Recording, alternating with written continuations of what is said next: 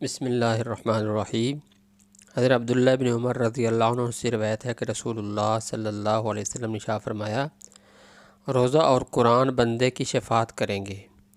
روزہ کہے گا کہ اے اللہ، میں نے اسے دن میں کھانے اور شہوت سے روکا، لہذا اس کے بارے میں میری شفاعت قبول فرمائیے۔ اور قرآن کہے گا کہ اے اللہ، میں نے اسے رات سونے سے روکا، لہذا اس کے متعلق میری شفاعت قبول فرمائیے۔ فرمایا اللہ کے نبی صلی اللہ علیہ وسلم ارشاد فرمایا کہ بس دونوں کی شفاعت قبول کی جائے گی اور اس بندے کو اس شفاعت کے ذریعے جنت میں داخل کیا جائے گا۔ دوسری حدیث شریف میں اللہ کے نبی صلی اللہ علیہ وسلم ارشاد فرمایا، اہل القرآن اہل اللہ و خاصتہ، کہ اہل قرآن یعنی قرآن کے پڑھنے پڑھانے والے، قرآن کے ساتھ وابستہ لوگ جو ہیں وہ اللہ کے ہاں ایسے ہیں جیسا کہ ایک بندے کے گھر والے ہوتے ہیں۔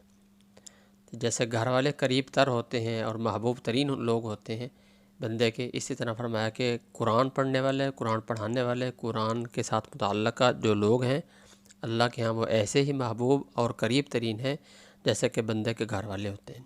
وخاصتہ فرمایا کہ اور خاص لوگ ہوں گے، اللہ تعالیٰ کے چنے ہوئے لوگ ہوں گے جو بندے قرآن پڑھتے ہیں، پڑھاتے ہیں اور آگے دوسروں تک پہنچاتے ہیں۔ اللہ رب العزت ہمیں بھی ان لوگوں میں شامل فرمائے۔ اس زمانے میں ہماری اور قرآن کی مثال بالکل ایسی ہی ہے جیسے ایک بوڑھی عورت کے بارے میں آتا کہ وہ مسجد کے باہر بھیک مانگ رہی تھی۔ تو ایک شخص نے پوچھا کہ کیا آپ کا کوئی کمانے والا نہیں ہے؟ تو اس بوڑھی عورت نے بتایا کہ میرا ایک بیٹا ہے۔ تو شخص نے کہا کہ پھر آپ یہاں بھیک کیوں مانگ رہی ہیں؟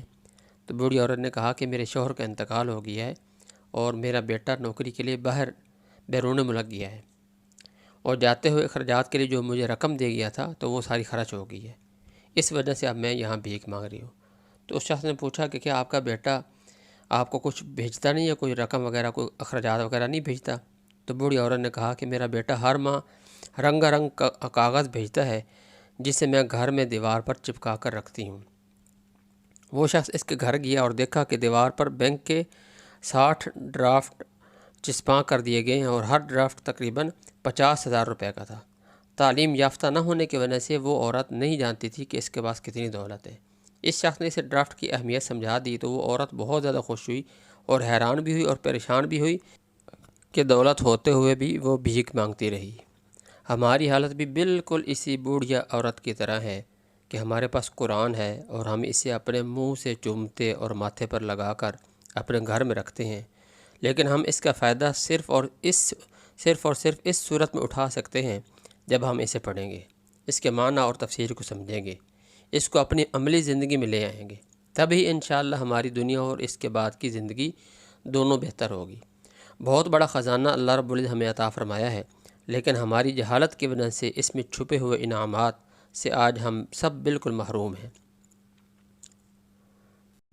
اللہ کے نبی صلی اللہ علیہ وسلم کا پیارا ارشاد ہے، ان اللہ یرفع بہذا القرآن اقواما ویضع بہ آخرین، کہ بے شک اللہ رب العزت اس قرآن کے ذریعے بہت سارے لوگوں کو رفعت و بلندی عطا فرماتا ہے، کامیابی عطا فرماتا ہے، اور بہت سارے لوگوں کو اللہ تعالیٰ ذلت کی پستی میں دھکیل دیتا ہے اسی قرآن کی وجہ سے۔ لہذا ہم اب خود اپنا انتخاب کر لیں کہ ہم اس قرآن کے ذریعے رفعت اور بلندی چاہتے ہیں یا اس قرآن کو پس پش ڈال کر ذلت کی پستی میں گرنا چاہتے ہیں۔